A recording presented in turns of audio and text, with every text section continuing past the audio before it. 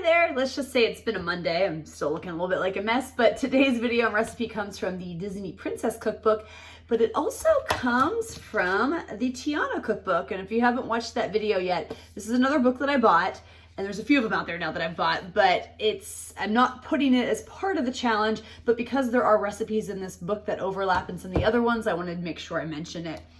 But because it's Tiana inspired, it's called Bayou Meatloaf.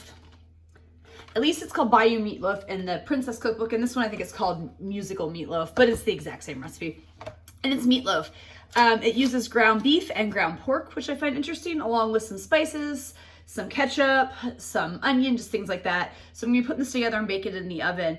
And this is kind of different for me. I will admit I love meatloaf, but it's something I tend to buy pre-made. There's this butcher place not too far from us that makes delicious pre-made meatloaf, and it's not pre-cooked or anything. It's the raw meat and stuff with all the seasonings and everything, and you just throw it in the oven, and it's so good, and it's a pretty good price that I usually just buy it from them instead of making my own. But I am excited to make my own and see how this one turns out.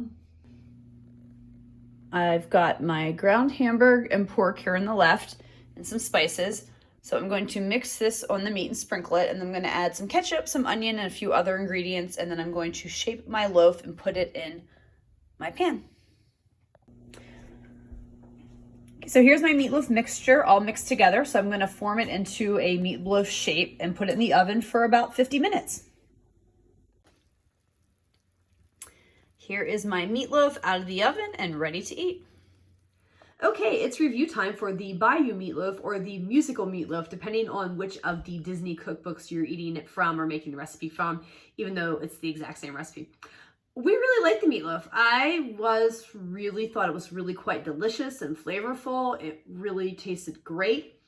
The only minor complaint that I think me and my husband both had actually was that the ketchup topping, it was like ketchup and mustard. You kind of put it on towards the end and let it bake at the end.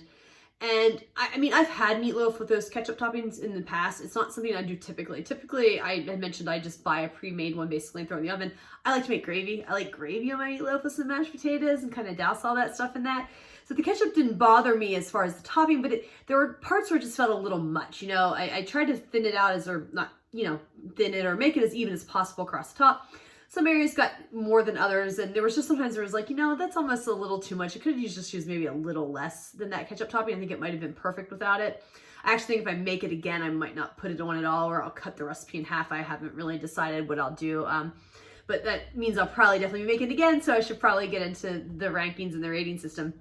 The first are the ingredients on a scale of 1 to 5, with 1 being easy to find, inexpensive ingredients, and 5 being harder to find and more expensive. I gotta give it a 1 or 2. I guess 2. I'm gonna give it 2.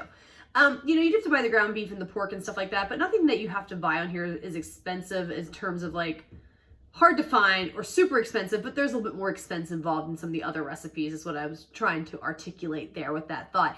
And especially compared to what I said, me buying a pre-made one from a local place that does amazing meatloaves, I'm like, is not sure, but it did make a lot. I will say that it did make a lot, which was really nice.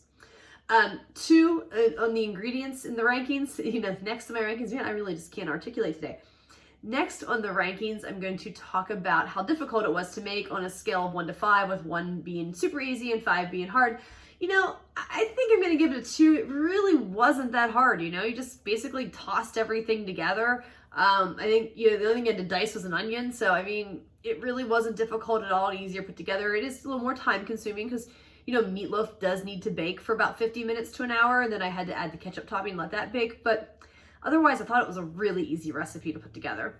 And then would I make this again on a scale of 1 to 5, with a 1 being never, with 5 being absolutely, I'm gonna give it 4. And so the difference between a 4 and a 5, I'm trying to do that more lately in my videos, is a 4 is something I'm definitely going to make again. I really did enjoy it, and as I already said, I was thinking about how to adjust the topping, whether to cut it in half or to just not do it at all and just make gravy like I'm used to.